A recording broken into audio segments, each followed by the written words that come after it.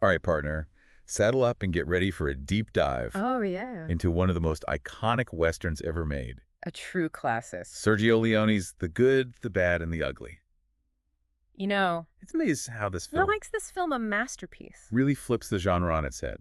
And why it's still so influential today. You think you know Westerns? So buckle up. But Leone comes in and says, nope, not so fast. It's going to be a wild ride. You've got these anti-heroes. Yeah, forget your typical heroes and villains. These morally gray characters. Out in the Wild West, things are rarely black and white. You've got Blondie, Angel Eyes, and Tuco, Right from the start, we're introduced to this unforgettable trio. each one driven by something different. Blondie, played by the one and only Clint Eastwood. Oh, the cool, the calm. Yeah, he's our closest thing to a protagonist. The collected Clint Eastwood. But he's no saint.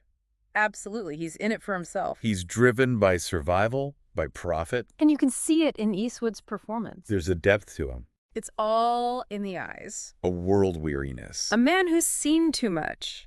You can tell he's seen some things. And then there's Angel Eyes, Oh boy, talk about a bad guy. played by the incredible Lee Van Cleef.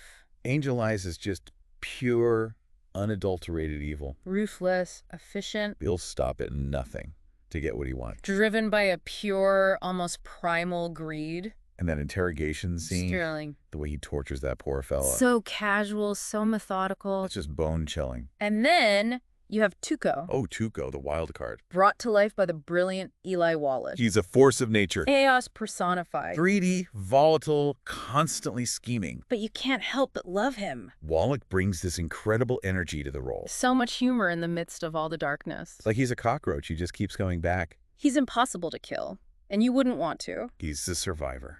And the way these three personalities clash, It's a recipe for disaster. it's like a powder keg just waiting to explode. And Leone, he's the master of suspense. He knows how to ratchet up the tension. The way he uses those extreme close-ups. You can practically feel the sweat on their brows. You're right there in the moment with them. And then those wide, sweeping shots of the landscape, It's breathtaking. the vastness, the desolation. It really sets the stage for this epic story. It's like he's constantly playing with scale, Yeah, pulling you in, then pushing you away. making you feel both claustrophobic and insignificant. And the silence. Oh, the silence is deafening. It's like you can hear your own heart beating.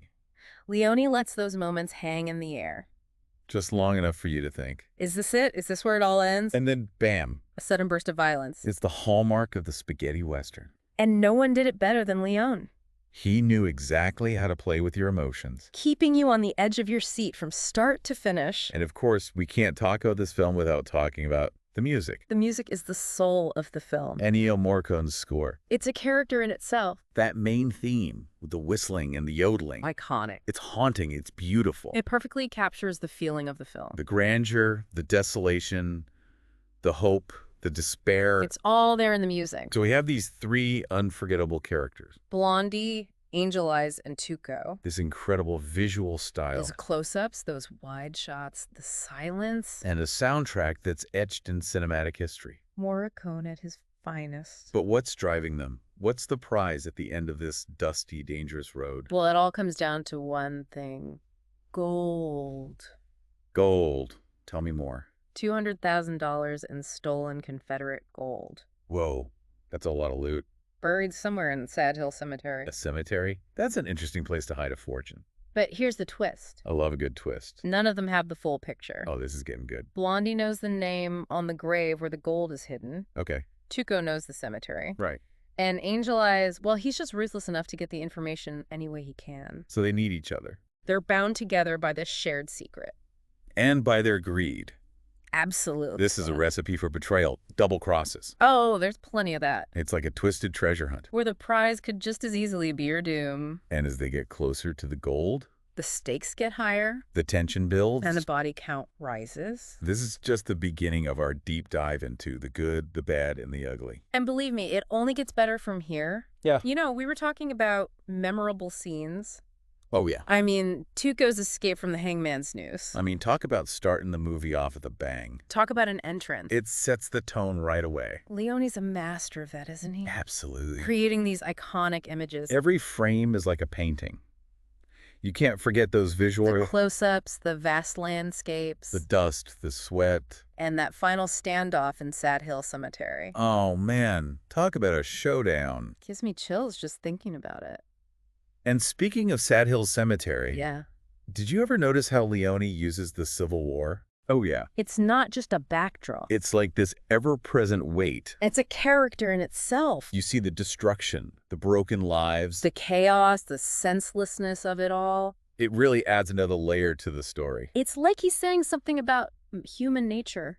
Greed, violence, the things we do to each other. It's all amplified by the war.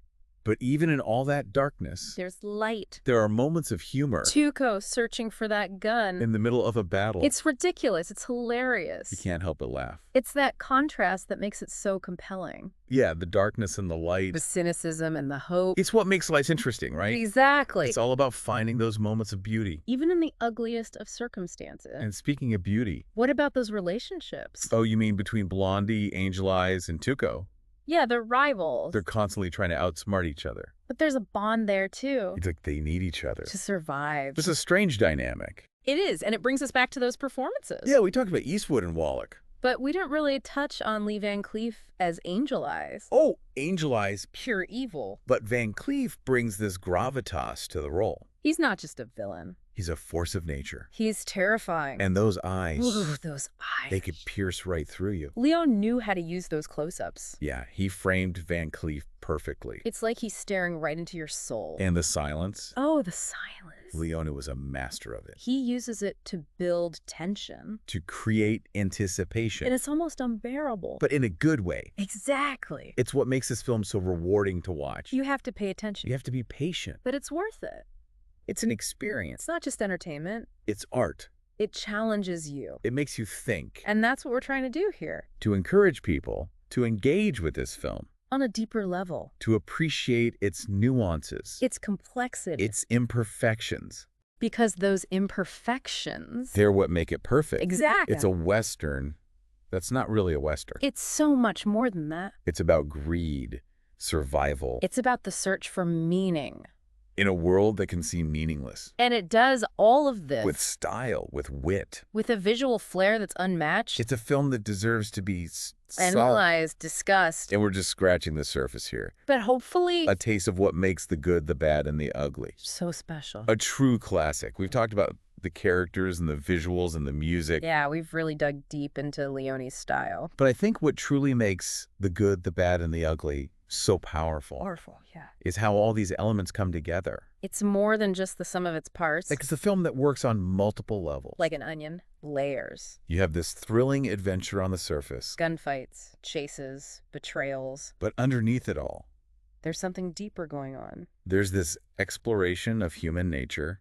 The choices we make when faced with greed and violence. Exactly. And that's what stays with you. Long after the credits roll. It's what makes it more than just a Western. It's a film that transcends genre. It's a work of art. And I think a great example of this... I'm listening. ...is the way Leone uses the cemetery. Oh, the cemetery? It's not just a setting for the final showdown. It's a symbol of death.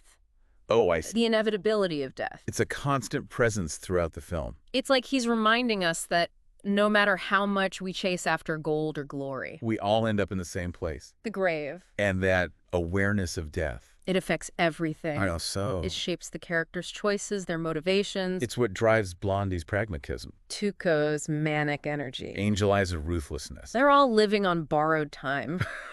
And they know it. And that knowledge. It adds this layer of tragedy to their stories. Even when they're being awful. It makes you think. About your own mortality. Yeah. What matters in the end. The big questions. It's what makes the good, the bad, and the ugly so much more than just a popcorn flick. Right. It's a film that makes you think. It stays with you. It haunts you. It's the power of cinema. At its finest. It can transport you to other worlds. Introduce you to unforgettable characters. Make you confront your own deepest fears. And the good, the bad, and the ugly does all of that. And more. It's a masterpiece. A testament to Leone's vision. A film that continues to captivate audiences. Decades later. It's a reminder that even in the darkest of times, there's beauty to be found. Humanity to be celebrated. Stories to be told.